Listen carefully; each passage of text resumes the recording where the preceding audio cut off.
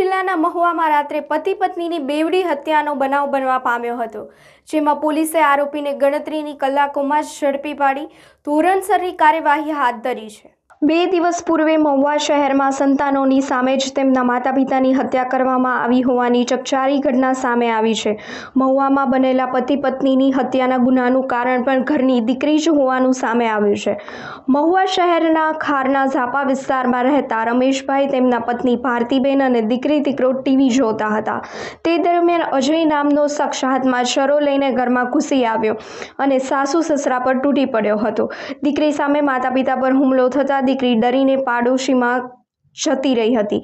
રમેશભાઈ બહાર જમીન પર લોહી લુહાણ પડ્યા હતા અને પત્ની ઘરમાં લોહી લુહાણ હાલતે અને પતિ પત્નીને મોતને ઘાટ ઉતારી જમાઈ અજય ત્યાંથી નાસી છૂટ્યો, જ્યારે સમગ્ર હત્યા પાછળ મોટો ખુલાસો થવા પામ્યો છે।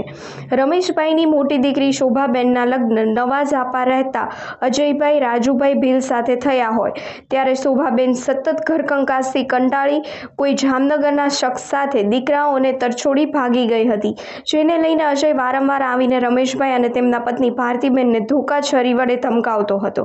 અજય તેની પત્ની શોભાબેનને પરત લાવી દેવા માટે સાસુ સસરાને ધમકી આપતો હતો અને 2 દિવસ પૂર્વે ધમકી સત્ય હકીકતમાં પરિણમી અને જમાઈએ સાસુ સસરાનું કાસળ કાઢી નાખ્યું। આમ સમગ્ર હત્યાના પાછળનું કારણ સામે આવ્યું છે। પોલીસે આરોપીને ગણતરીની કલાકોમાં જ ઝડપી પાડી ધોરણસરની કાર્યવાહી હાથ ધરી છે।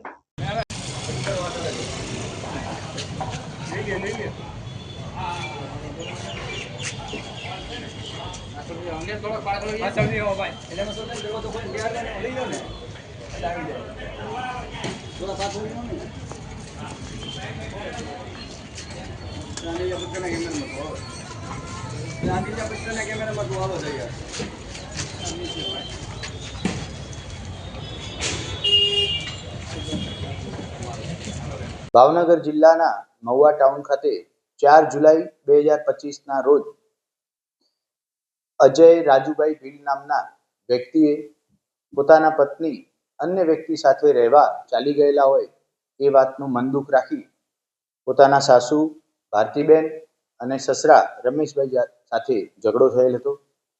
આ વાતચીત દરમિયાન ઉગ્ર થઈ અજય રાજુભાઈ ભીલ દ્વારા પોતાના સાસુ અને સસરાને તીક્ષ્ણ હથિયાર વડે ઘા મારવામાં આવેલા હતા। એક્સેસિવ બ્લીડિંગ થતા બંનેનું સ્થળ ઉપર જ મૃત્યુ નિપજેલ હતું, જ્યારે આરોપી સ્થળ છોડીને ભાગી ગયેલ હતો। ત્યારબાદ મહુવા ટાઉનની પોલીસ દ્વારા આરોપી અજય રાજુભાઈ ભીલને ઝડપી લેવામાં આવેલ છે અને કાયદેસરની ફરિયાદ રજીસ્ટર કરી આરોપીનું ધરપકડ કરવામાં આવેલી છે। અન્ય તપાસ અત્યારે હાલ શરૂમાં છે। જે આરોપી છે અજય રાજુભાઈ ભીલ, તેમના પત્ની 4 મહિના પહેલા પોતાના પિયર રહેવા માટે આવેલા, ત્યારબાદ પિયરથી કોઈ અન્ય વ્યક્તિની સાથે ભાગી ગયેલાની હકીકત અત્યાર સુધીની તપાસમાં સામે આવેલી છે।